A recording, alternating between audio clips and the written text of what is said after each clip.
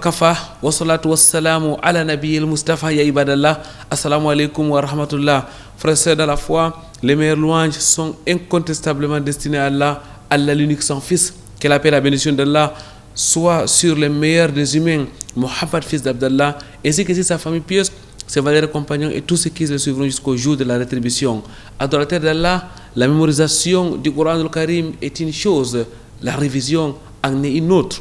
Après avoir bûché les versets du noble Coran, il convient de les fixer à travers une révision permanente. Très chers téléspectateurs, mesdames, mademoiselles, messieurs, bienvenue sur ce plateau de votre émission sur les chemins de Ramadan consacré pour cette saison au Coran al-Karim. Nous allons continuer avec nos séries d'émissions sur le Coran. Nous allons parler spécialement de la révision après avoir donc mémorisé. Ça sera bien sûr avec notre spécialiste Cheikh Mohamed Al-Amin dans le cadre de l'entretien. Au-delà de cette rubrique sur le chemin de Ramadan, c'est aussi la psalmodie du Saint Al-Qur'an al-Karim et la minute du Ramadan. Pour commencer, méditons sur les versets du Qur'an al-Karim.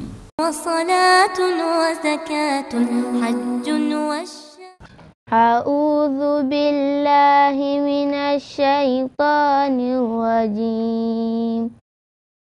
الحج أشهر معلومات، فمن فرض فيهن الحج فلا رفث ولا فسوق ولا جدال في الحج، وما تفعلوا من خير يعلمه الله، وتزودوا فإن خير الزاد التقوى، واتقون يا أولي الألباب. ليس عليكم جناح أن تبتغوا فضلا من ربكم، فإذا أفضتم من عرفات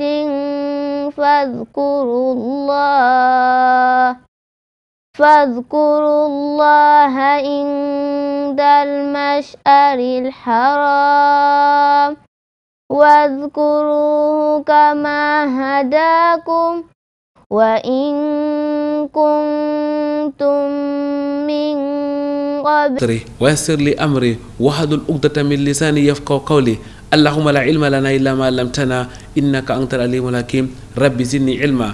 Cheikh Mohamed Al-Amin reste notre invité dans le cadre de ces émissions sur le Coran. C'est un spécialiste du tajwid, l'art de bien lire le Coran al-Karim. Cheikh Mohamed Al-Amin, lors de l'émission précédente, nous avons abordé des techniques de la mémorisation. Cette fois-ci, nous allons parler de la révision. Avant toute chose, salam alaikum wa rahmatullahi wa barakatuh. Wa alaikum salam wa rahmatullahi wa barakatuh. Alhamdulillah, wa salatu wa salam ala rasulillah. Évidemment, nous avons parlé d'une technique de mémorisation parce qu'on a indiqué qu'il y en a 1001, mais on a essayé de décrire une des techniques. Mais chacun peut, n'est-ce pas, et surtout les enseignants, on leur recommande chacun en fonction donc de son expérience propre et de ce qu'il aura appris, peut essayer de développer, de mettre sur pied une technique qu'il aura testée et qu'il aura trouvé efficace, n'est-ce pas, de la conseiller à ses apprenants, parce qu'il n'y a pas une technique standard en la matière. Maintenant, lorsqu'on a épousé une technique et qu'on a des résultats et qu'on arrive facilement à mémoriser, et quand on dit facilement, vous savez que les gens, il y en a qui ont de la difficulté, de la peine à mémoriser, mais de la facilité maintenant à conserver ce qu'ils ont mémorisé. Les mémoires sont différentes. Un autre, il lui est plus facile de mémoriser, mais autant il mémorise facilement, autant il en oublie facilement. Vous comprenez un peu. Alors c'est pourquoi la révision là aussi doit occuper, n'est-ce pas, un temps très important dans la vie du mémorisateur. Et de manière générale, lorsqu'on voudrait mémoriser surtout l'intégralité du noble Coran, on doit aménager un temps de révision. C'est-à-dire qu'un temps de révision. Un temps pour la nouvelle acquisition. Et la nouvelle acquisition, généralement, on recommande aux gens de lire ce Coran-là, de commencer à mémoriser le matin au réveil. Au réveil. Ça peut être avant la prière de Subh, ça peut être un peu après la prière de Subh. Parce qu'à ce moment, on a l'avantage de quoi? On a l'avantage de ce que c'est encore calme dehors, c'est-à-dire qu'il n'y a pas encore de bruit. Deuxièmement, vous vous êtes réveillé, le corps a eu le temps de se reposer. Votre esprit, votre cerveau a eu le temps de se reposer. Vous comprenez? Et les batteries ont chargé et maintenant au réveil, vous avez du tonus. Quand vous commencez à lire, la mémoire, elle est encore bien fraîche, elle est bien dynamique, elle peut bien capter. Donc ça, c'est le moment idéal pour mémoriser, c'est-à-dire pour acquérir une nouvelle mémorisation. Mais maintenant, pour la révision, vous pouvez trouver un autre temps. Ça peut être en journée, c'est-à-dire après les prières de Asr généralement, où le soleil, n'est-ce pas, est quand même assez doux à partir de cet instant-là. Ou bien ça peut être après Maghrib, n'est-ce pas. Et généralement, il y a un temps là qu'on dépense souvent pour rien. Le temps entre Maghrib et Isha. Les gens finissent de prier la prière de Maghrib et puis bon, ils s'en vont soit à la maison, soit ils font autre chose et puis ils reviennent après Isha. Or, ce temps-là, on peut le mettre à profit pour réviser le noble Coran, surtout pour celui qui est en train de mémoriser. Quelles que soient les conditions dans lesquelles vous êtes, si vous êtes dans les grandes villes, vous pouvez cibler une mosquée où vous priez votre Maghrib. Ça vous permet, n'est-ce pas, de capitaliser votre temps. Après Maghrib, vous lisez jusqu'à la prière de Isha. Entre-temps, les embouteillages même de la ville, nous sommes dans les grandes villes, on sait comment ça se passe, se réduisent. Et après Isha, vous pouvez tranquillement rentrer. Même si vous êtes chez vous à la maison, consacrez ce temps-là de manière régulière à la lecture du noble Coran et particulièrement à la révision. Si vous n'avez pas réussi à réviser ce Coran-là pendant cette période, vous pouvez, vous qui êtes mémorisateur du noble Coran, le rattraper plus tard. Ça peut être après Isha ou bien avant de dormir. Parce qu'on verra qu'avant de dormir, les passages qu'on relit, qu'on relit, les dernières images restent dans la mémoire. C'est-à-dire les dernières choses que vous voyez là, n'est-ce pas, lorsque vous dormez, souvent vous risquez même de rêver avec ce Coran en train de lire le Coran parce que vous avez clôturé votre nuit avec ça. Et quelle bénédiction que de dormir dans ces conditions-là, parce qu'il se peut qu'on dorme et qu'on ne se réveille pas. Et si vos dernières images, c'est le Coran que vous aviez vu, c'est les lectures que vous avez faites, moi je pense que c'est aussi une bonne fin si jamais ça coïncide avec votre fin. Donc voilà comment est-ce qu'on peut ménager les temps de révision du noble Coran. Il faut donc effectivement un temps pour lire, un temps pour mémoriser, et un autre temps pour pouvoir faire les révisions convenablement. Cheikh Mohamed Al-Amin, le temps étant désormais défini, est-ce qu'il y a une manière spéciale de pouvoir réviser? Maintenant, avant de parler même de la manière de révision, il faudra dire quand même que beaucoup de mémorisateurs éprouvent un sentiment. À un certain moment, lorsque vous avez commencé à mémoriser, vous avez mémorisé une bonne partie, après vous posez des questions que est-ce que les parties que vous avez mémorisées là sont toujours là? Est-ce qu'elles sont encore en place? Et les gens éprouvent donc ces difficultés et ils se disent que peut-être même que ce que j'ai mémorisé est déjà parti. Parfois ça décourage. Voilà, ça décourage absolument. Et Shaitan aidant en cela, il vient vous dire que ça ne sert même à rien, vous êtes en train de perdre votre temps, vous n'allez jamais réussir à le faire. Et beaucoup abandonnent juste parce qu'ils se disent incapables de réviser ce qu'ils ont déjà mémorisé, ou bien qu'ils ont l'impression que c'est déjà parti. Or, la mémoire est telle que quand vous y fixez quelque chose, ça reste. Vous comprenez? Ça reste très souvent, ça reste. Maintenant, en fonction de votre utilisation de cette chose que vous avez mise dans la mémoire, ça revient en surface. Un peu, la mémoire, c'est comme un compartiment ou une armoire où il y a des casiers, vous avez gardé vos choses. D'accord? Si ces choses-là sont rangées en désordre et que vous cherchez une aiguille, c'est très difficile. Mais si vous utilisez cette aiguille-là tout le temps, vous savez exactement là où vous la mettez, quel que soit ce qu'il y a dans l'armoire, vous savez, vous connaissez déjà l'emplacement de votre aiguille et quand vous venez, vous vous dirigez directement là-bas parce que vous avez l'habitude, n'est-ce pas, d'utiliser cette aiguille-là. Et non, il faut donc utiliser votre mémorisation, les passages que vous avez mémorisés, les relire presque tout le temps et là, vous verrez que vous ne serez pas loin de cette mémorisation-là. Et vous n'éprouverez pas ce malheureux sentiment qui décourage généralement les mémorisateurs du noble Coran. Maintenant, quelle que soit la quantité que vous mémorisez, que vous avez déjà acquise, prenons l'exemple de quelqu'un qui a mémorisé 20 hizb. D'accord? Quelqu'un qui a déjà mémorisé 20 hizb. Et il faut le préciser, il y a d'abord la révision journalière. Avant de parler de la révision générale, parlons de la révision journalière, de la révision hebdomadaire, et puis maintenant, parlons de la révision générale. Maintenant, la révision journalière, c'est quoi? Ça veut dire que on a vu dernièrement les dernières techniques de mémorisation du noble Coran. Quand vous commencez à mémoriser le noble Coran. Alors, lorsque vous avez lu le matin, par exemple, avant ou après, vous avez mémorisé un passage. Revenons sur le passage de Ya ayyuhal muddathir, vous avez mémorisé jusqu'à Wa li rabbika fasbir. Vous avez mémorisé ce passage-là. Maintenant, en journée, s'il y a la possibilité d'écouter cet extrait-là que vous avez déjà mémorisé plusieurs fois, c'est une bonne chose. C'est une façon de réviser.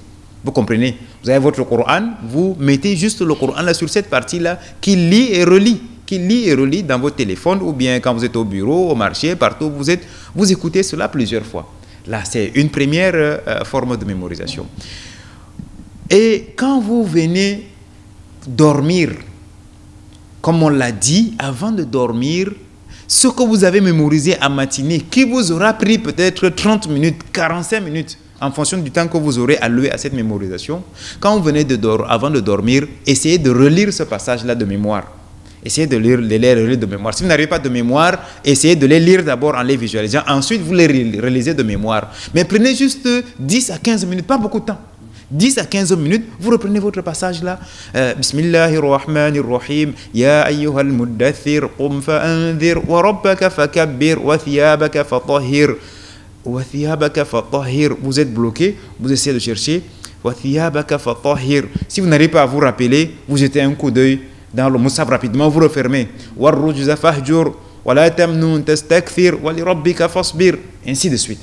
D'accord? Donc, vous faites cette petite révision journalière avant de vous endormir. Le lendemain, avant de commencer avec la nouvelle acquisition, sur la base de la technique que nous avons indiquée, vous révisez également ce que vous avez appris la veille là en 5-10 minutes maximum.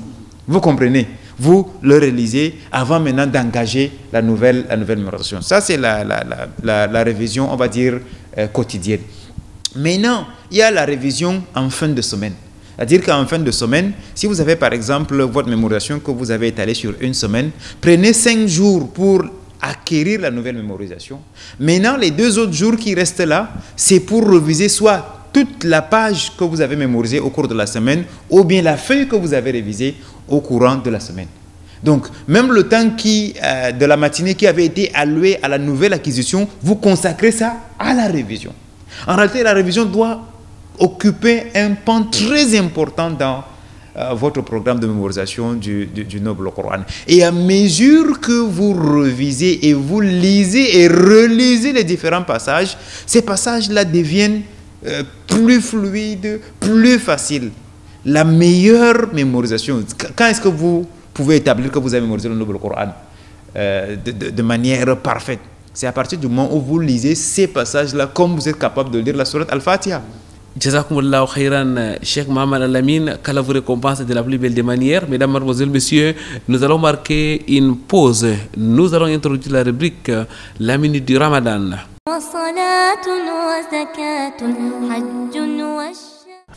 حمدا لذي الفضل والامتنان ثم صلاته على الأدنان والآل والصحب ذوي الإرفان والتابعين فالجميع فاني.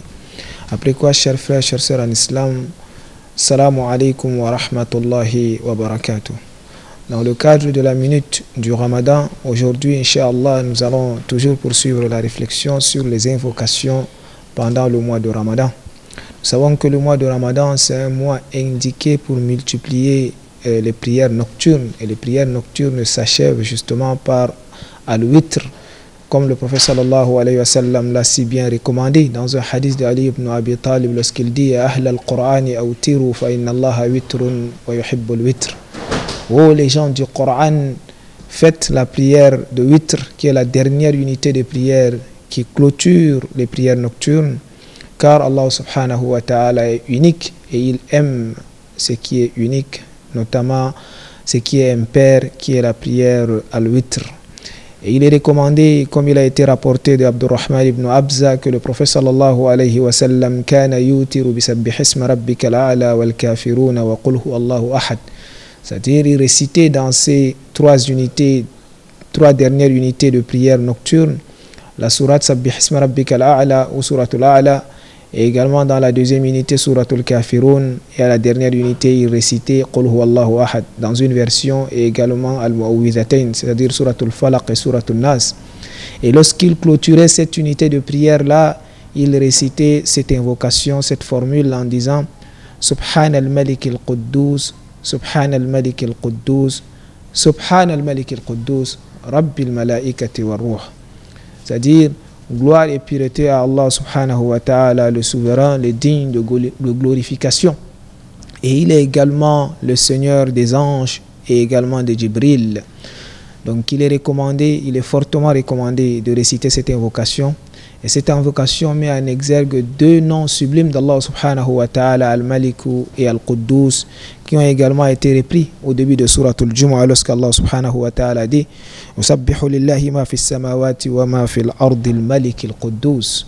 Et également dans Suratul Hashr, Allah dit Al-Malik al-Quddus. Imam Ibn Ashur, qui est un grand savant tunisien et Mufassir, il dit en commentaire de ce verset, à chaque fois Allah parle de Al-Malik, il ajoute Al-Quddus pour mettre en exergue le fait qu'il n'est pas un roi comme les rois de ce bas monde qui souvent commettent de l'injustice, ont beaucoup de défauts et également font de la dictature. Par Allah subhanahu wa ta'ala, lui il est exempt de tout défaut. C'est pour cela que lorsqu'il dit qu'il est Malik, il ajoute toujours Al-Quddus pour dire qu'il est exempt de tout défaut. Vous écoutez votre émission Sur le chemin de Ramadan en compagnie de notre invité Cheikh Mohamed Al-Amin. Nous parlons du Coran al-Karim pendant cette saison. Nous sommes au niveau de la mémorisation du Coran, particulièrement de la révision. Il faut mémoriser, il faut fixer les versets, mais il faut surtout réviser pour ne pas oublier. Cheikh Mohamed Al-Amin, on voit que la révision c'est un exercice permanent, je veux dire la mémorisation c'est un exercice permanent qui ne s'arrête pas uniquement avec la fixation des versets ou alors la mémorisation des versets tout court. Absolument, on l'a dit et on a donc parlé de la révision quotidienne, de la révision hebdomadaire. Maintenant on va parler de la révision générale. Alors la révision générale, prenons le cas de quelqu'un qui a mémorisé 20 hizb. Et puis il continue sa mémorisation, il ne s'arrête pas là, lui il voudrait mémoriser tout le noble Coran, mais il a déjà 20 hizb qui sont acquis. Alors on a aménagé un temps pour la révision. On a dit que la révision, on peut la faire généralement soit après Asr, soit après Maghrib, ou bien après Isha, n'est-ce pas, ou bien quelques minutes avant de dormir.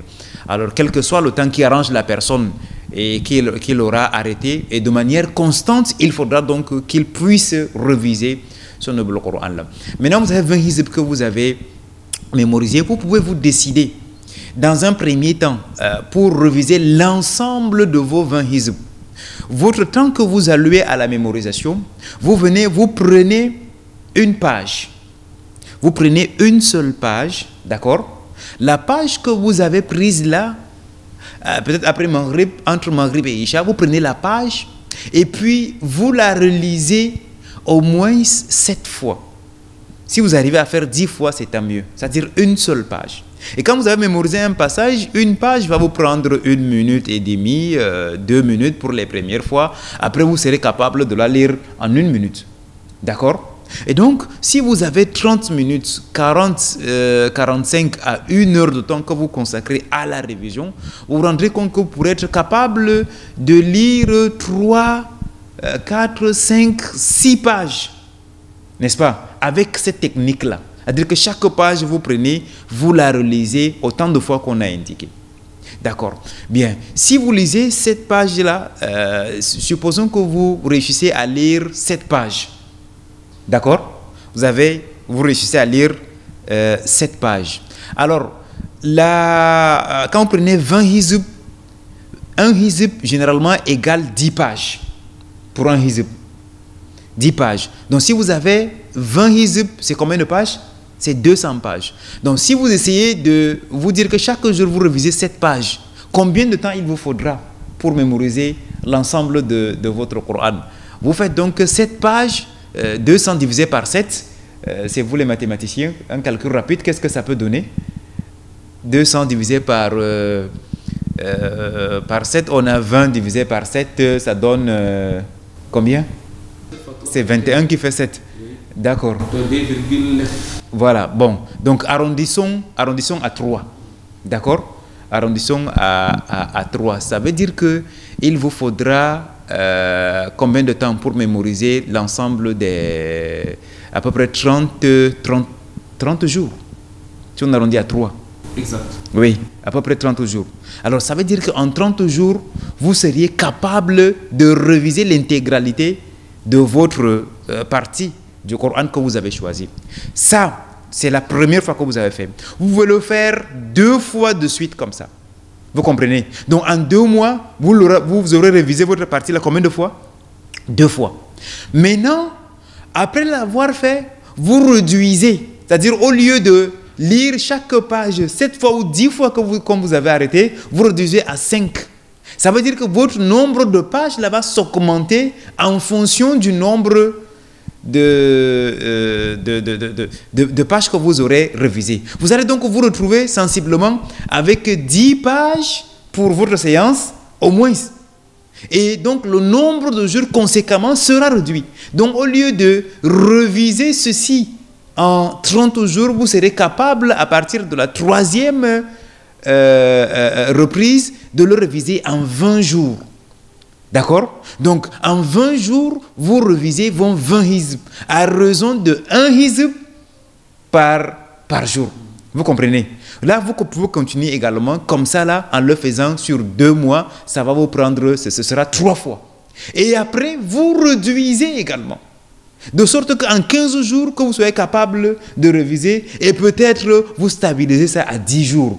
Et donc, à 10 jours, ça veut dire que chaque jour que vous soyez capable de réviser, 2 hizb. Et 2 hizb, quand vous les avez mémorisés effectivement, leur révision, qu'est-ce que ça vous prend en termes de temps? Si vous respectez ce que nous vous avons indiqué, pour lire un hizb, ce sera maximum 30 minutes. Vous comprenez? Et donc, les 2 hizb, en 1 heure, vous les aurez révisés. Et ça, c'est un travail que vous arrêtez de manière permanente. Et au fur et à mesure que vous ajoutez une nouvelle partie, c'est-à-dire au fur et à mesure que vous acquérez une nouvelle mémorisation, vous la mettez dans le groupe de révision.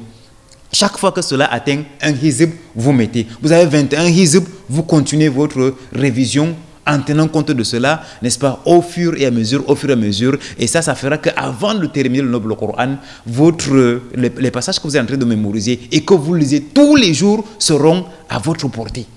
Et de manière donc facile à chaque fois, n'est-ce pas, vous serez capable de pouvoir lire ces passages et vous n'aurez donc pas ce sentiment que ces passages sont perdus. Il y a autant de techniques de mémorisation. Cheikh Mohamed Al-Amin, peut-être qu'on a l'occasion d'y revenir demain dans le cadre d'une autre émission de Sur le chemin de Ramadan. Merci Cheikh Mohamed Al-Amin. On comprend bien à vous écouter que la mémorisation est un art, la révision est un exercice complexe, c'est aussi un autre art. Il faut donc, mesdames, mademoiselles, messieurs, apprendre, partager l'expérience avec ceux-là qui ont mémorisé pour que la mémorisation vous soit